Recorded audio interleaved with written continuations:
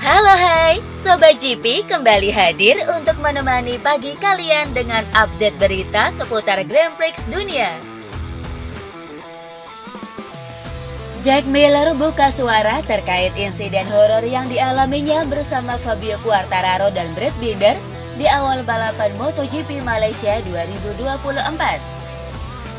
Dalam insiden tersebut, kepala Jack Miller sempat masuk ke area kolong motor Fabio Quartararo hingga kemudian terhantam oleh ban belakang El Diablo.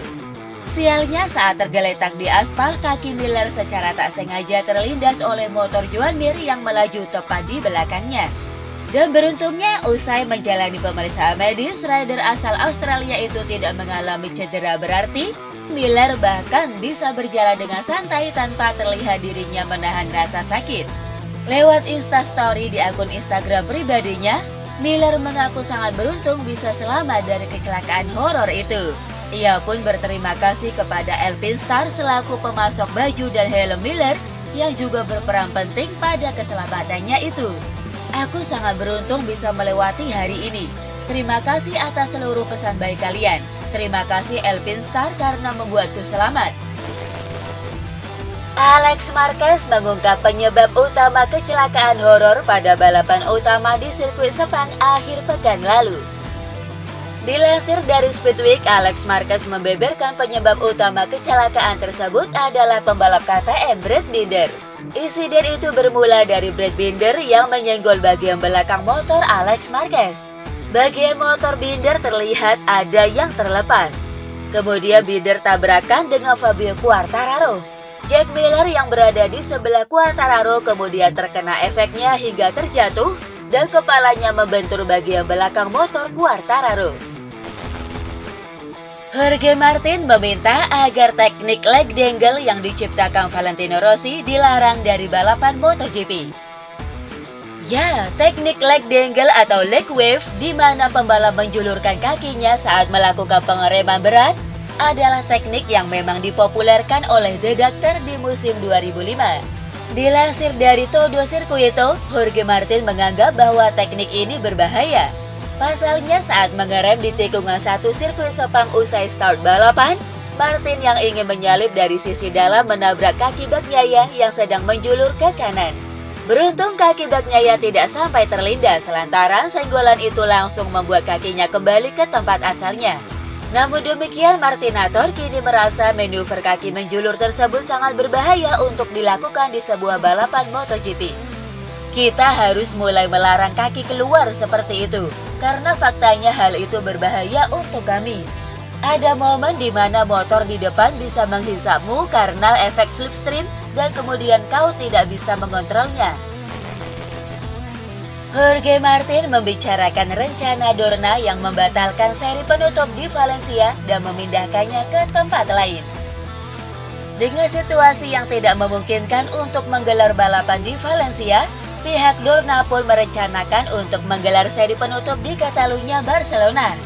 Rencana ini sendiri belum menemui kepastian karena pihak Dorna dan pemerintah setempat sedang berkoordinasi terkait hal tersebut.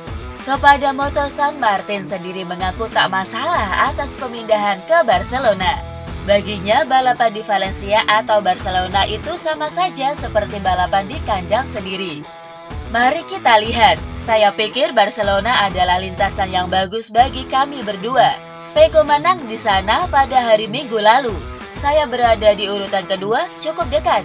Saya pikir akan menyenangkan balapan di kandang sendiri karena banyak orang akan mendukung kami. Bagi saya, rasa percaya diri ini tidak banyak berubah saat memasuki balapan. Saya hanya merasa ini adalah sebuah keistimewaan untuk berada di titik ini bertarung dengan juara seperti Peko. Yang pasti saya yakin bisa memenangkan pertarungan. Enea Bastianini menolak rencana Dorna yang ingin menggelar balapan seri penutup MotoGP 2024 di Catalunya, Barcelona. Usai perhelatan MotoGP Malaysia akhir pekan lalu, Carlos Ezpeleta mengatakan bahwa Dorna mempertimbangkan untuk memilih sirkuit Catalunya di Barcelona sebagai pengganti seri Valencia. Keputusan ini ternyata menuai kekecewaan dari Enea Bastianini. Rekan setim Pecco Bagnaia ini bukannya tidak menghormati usaha Dorna yang mencari trek pengganti dalam waktu singkat, tetapi Dorna harusnya mencari pengganti yang lokasinya berada di luar Spanyol. Pasalnya sirkuit Catalunya Barcelona dan sirkuit Ricardo Tormo sama-sama berlokasi di Spanyol dan berjarak kurang dari 400 km. Hal ini dianggap Bastianini masih sama-sama kurang ideal. Namun demikian, Bastianini menyerahkan semua keputusan kepada Dorna. Ia hanya berharap seri penutup bisa dihela dengan lancar tanpa merugikan pihak-pihak tertentu. Fabio Quartararo membicarakan performa impresif Yamaha M1 di MotoGP Malaysia. Sebagaimana diketahui, baik Quartararo maupun rekan setimnya, Alex Rins meraih hasil positif di Sepang. Quartararo finish di urutan ke-6, sementara Rins di posisi ke-8. Dilansir dari Crash Rider asal Prancis itu merasa senang dengan kemajuan yang telah Yamaha lakukan. Adalah upgrade perangkat elektronik terbaru yang menurut Quartararo merupakan sebuah langkah maju. Saya pikir kami telah membuat langkah yang jelas pada perangkat elektronik dan saya pikir masih banyak lagi langkah yang harus dilakukan. Tetapi hal baiknya adalah kami memiliki banyak ide yang belum kami coba. Musim dingin akan menjadi musim yang sibuk bagi para teknisi. Luca Marini merasa iri melihat kecepatan motor Ducati Desmo Sedici yang tak tertandingi di beberapa musim terakhir.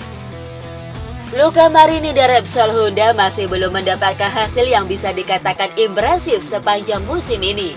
Sebelum membela Honda, Marini sendiri pernah menunggangi Ducati bersama tim VR46 dan menikmati ketatnya persaingan di barisan terdepan untuk memperebutkan podium.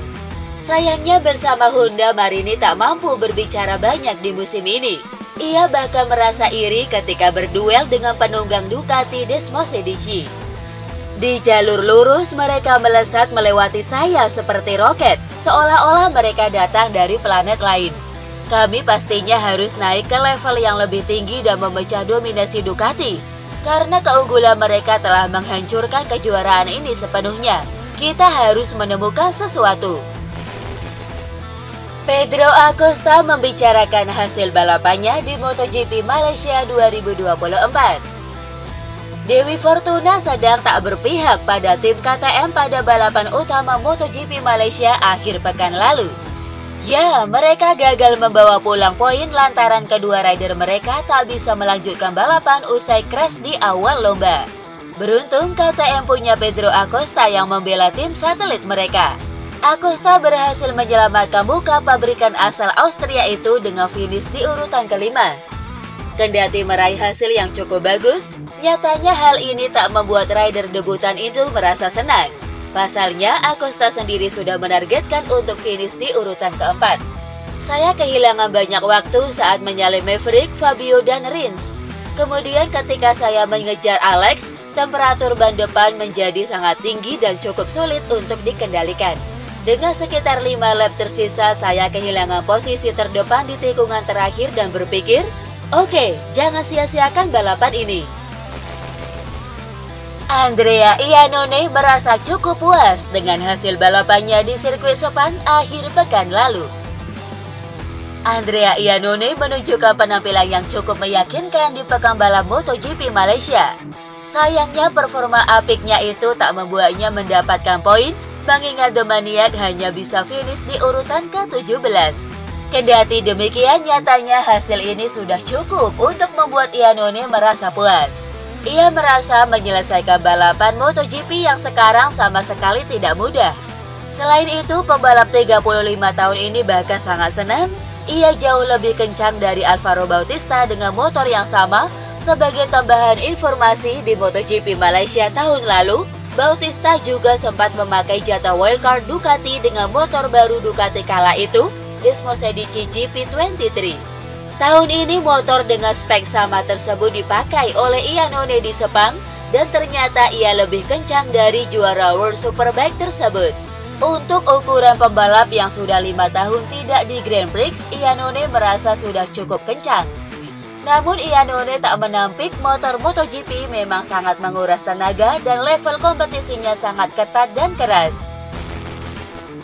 Max Verstappen lega bisa memutus dahaga kemenangannya pada pagelaran Formula One GP Brazil.